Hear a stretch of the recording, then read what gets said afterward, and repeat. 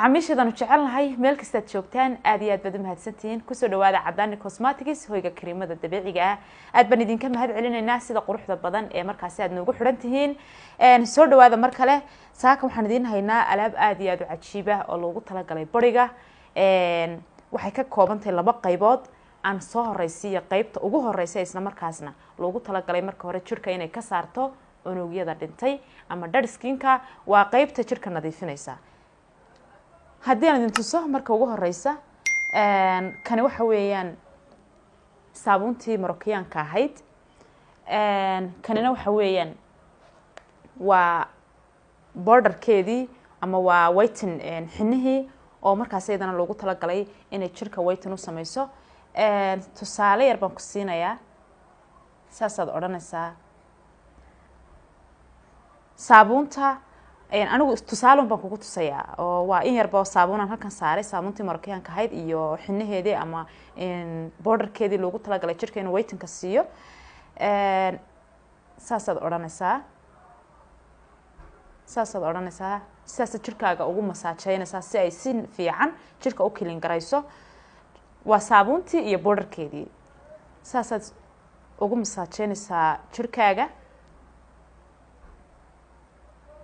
saasaad ugu masaajeynaysaa waa tusaale laakiin dee adigu waxaad qalabkeed ku diyaarsanaysay ayaad markaasi soo qaadanaysaa dee xoogaa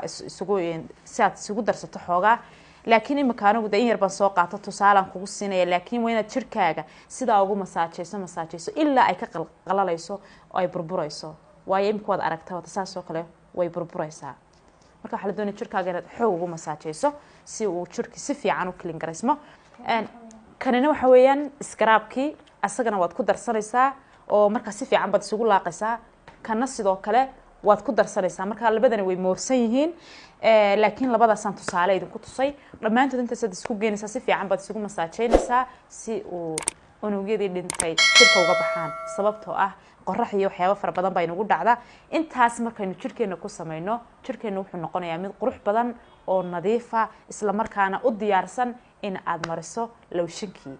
macmiil imikana waxaynu u gudbaynaa qaybtii whiten-ka dee quruxdaba halkii loo dhintay markaa moogaan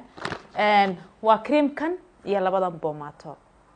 waa hagaag labadan boomaato haddaynu siirad u taagno waa dabiici ayagu waxay u diyaarsan yihiin bariga Afrikaanka waana natural waa dabiici iyo lowshinkan balowshinkan anigu waan isticmaalaa runtii isaga lahaan waa lowshin fiican waliba saliidna uu leeyahay waxaan marinayaa gacantii markii hore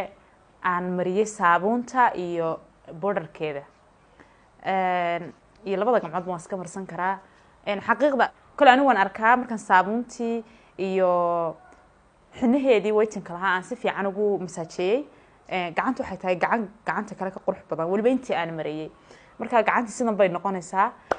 aad baad u mahadsan tahay daawade kaasina waa lowshinkii kaasina waa boomotooyinkiisaan horeba usoo sheegay haddaba waxaan oo dhan qaabkii loo isticmaali lahaa waayo anigu imika waxaan bixiyay sharaxaad yar oo kooban si aanu fideogu inuugu dheeraan